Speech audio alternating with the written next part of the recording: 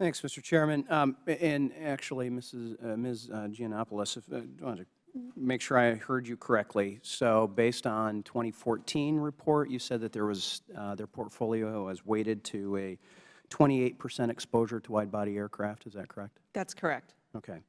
Do you believe that this bank could pass a Federal Reserve stress test? I understand that the bank is engaged in stress testing of its portfolio now. I don't know what the current status is, whether it could pass those types of judgments. We haven't done work in that area. Well, it seems to me portfolio risk, which has been identified multiple times, a lack of economic forecasting. You talk to any other bank, they have multiple models that are going forward, oftentimes getting castigated that they haven't added another or used a particular one. Ability to repay examinations. Have any of those things been done that you're aware of? My understanding is that the bank has focused on its estimates for its potential losses, and that I know that there is some updates to the bank's processes with regard to both our recommendations and the IG's recommendations over the past few years since the reauthorization. How about reserve funds?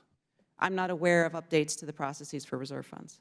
Well, I guess with the taxpayer guarantee, maybe they don't have to worry about reserve funds, which would be nice for some of the other banks. I'm sure that they would be interested in that. But, Mr. Sheets, I've got a quick question for you as well. I think you aptly laid out in 2011 there was a, quote, understanding for a more orderly categorization or dealing with how these wide-body aircraft deals were moving forward. It strikes me that if this is a decline, I'd hate to see what an acceleration of those would be if we're 28% of the portfolio is already weighted to wide-body aircraft. But you didn't mention the 2012 directive in the reauthorization, which specifically said a discussion with the European Union about this particular situation. Why not? Why has that not been pursued? I think your mic needs to be on. Thank you. The discussion has, in fact, been carried on with our European counterparts about wide-body aircraft. But you didn't talk about that at all. Is that just an oversight? I did briefly, but not with the same emphasis. At the end of last year, our lead negotiator spoke to counterparts from Germany, France, and the United Kingdom, which are the countries that are major competitors about the scope and So just so I understand, so at the end of 2014, Treasury finally initiated that discussion? I came to Treasury in 2014, but my understanding is that this has been an ongoing dialogue that we've had.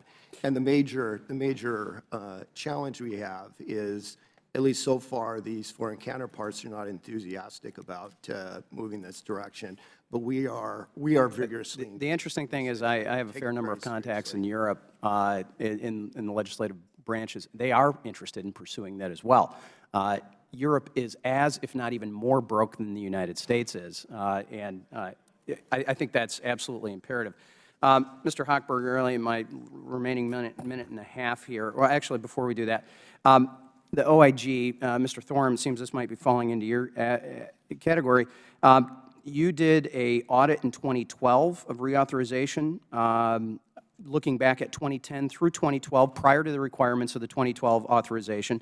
And according to your report on page 7, quote, we found that the loan files did not include sufficient documentation to substantiate the applicant's assertions for their need for Ex-Im Bank financing. At the time, Ex-Im Bank loan officers stated that the need for Ex-Im Bank financing was done through verbal and email communications, and detailed documentation was not required. I believe Mr. McCarthy had laid out that there had been some improvements.